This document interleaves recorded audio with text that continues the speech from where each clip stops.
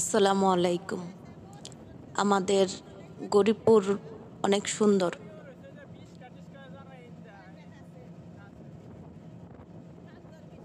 এইখানকার মানুষগুলোও অনেক সুন্দর, যেমন ব্যবহার, যেমন আচরণ, অনেক সুন্দর, অনেক ভালো মনের মানুষই আমাদের গরিবপুরের।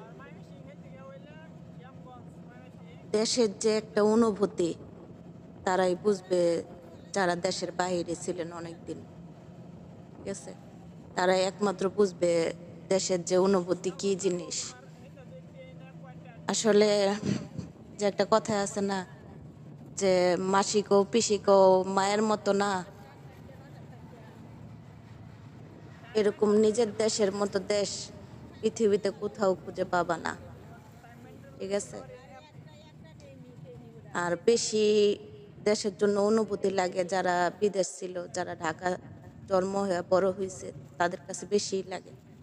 আর যারা সবসময় ছিল তাদের কাছেও অনুভূতি অন্যরকম, ওইটা বইলা বোঝানোর মতো ক্ষমতা নাই। কেন আমি মানুষের সাথে ঝগড়া কাজে লিপ্ত হইতে চাই না, কেন সবাই আমার লগে ঝগড়া লেগে যে ভাই আমি ডরাই।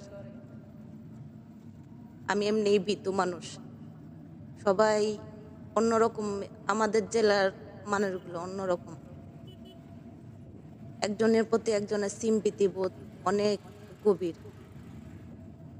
যাই হোক না কেন, আমাদের দেশ সবার সেরা, বাংলাদেশ। বাস এতটুকুই বলতে চাই।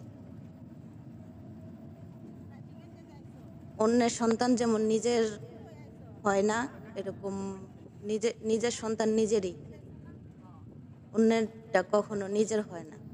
এরকম আমার দেশ, আমার জন্মভূমি, সেটা যেরকমই হোক না কেন, রাজনৈতিক পরিস্থিতি বলেন যেটাই হোক না কেন, যাই হোক না কেন, তারপরেও আমার দেশ আমার দেশই।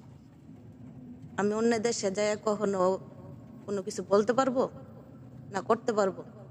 ধাক্কা মেরা গলা ধাক্কা দিয়ে তো বাইর করে দিব।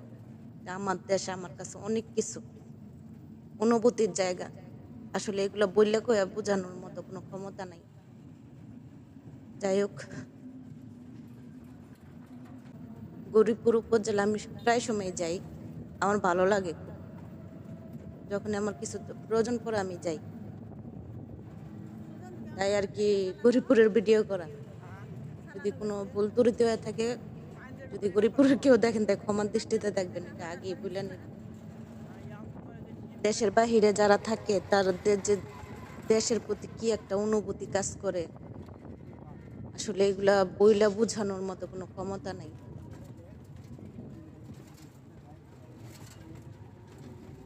দেহটা যেন আমার বিদেশ থাকে, মনটা আমার দেশে। আমার সেরা দেশ, আমার সেরা দেশ বাংলাদেশ।